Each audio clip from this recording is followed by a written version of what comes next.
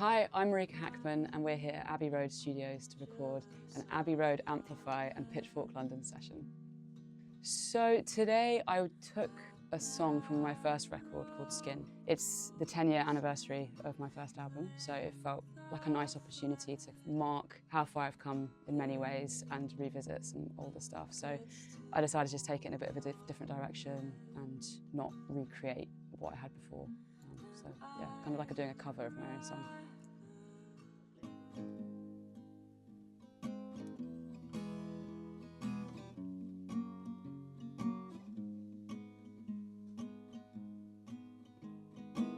I'm very kind of instinctive and I like serendipitous play. So I kind of like to just strip everything back, bring it down to just a guide vocal, guide guitar, build everything up around it, and then remove those kind of initial aspects to see what's kind of the crust that is like left behind. So yeah, I knew what tone I wanted. So kind of taking it off the guitar and putting it onto the Rhodes and kind of flipping it on its head, making it darker and moodier.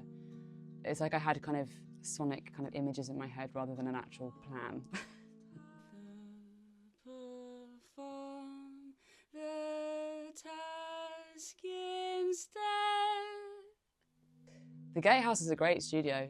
I like the size of it. It feels like you're really, especially working with a small team, like you feel really kind of like nestled into your space. And it's so easy to jump between the control room and the live room and doesn't feel kind of intimidating, despite the fact, it's part of Abbey Road, which could be quite terrifying. But I had lovely Paul and Ed helping me out doing engineering and setting everything up for me. So yeah, a small crack team today makes everything a bit faster, I think.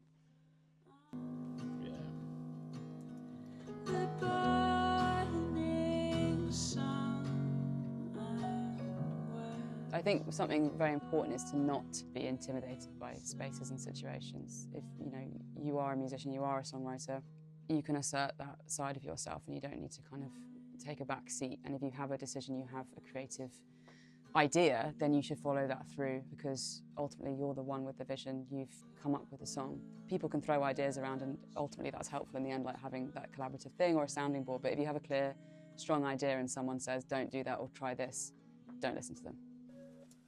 Also, can we hear just no reverb on the main vocals?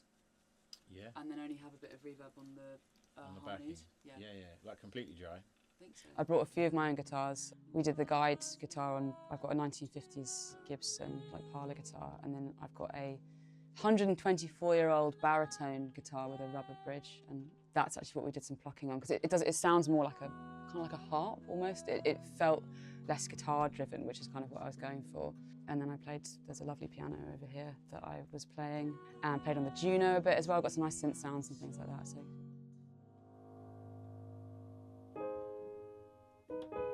This morning have spent the time doing a tracking guitar and vocal so we can get a kind of something to build on. But then I decided that the backbone of the track should be the Rhodes to make it different from how I originally recorded it 10 years ago.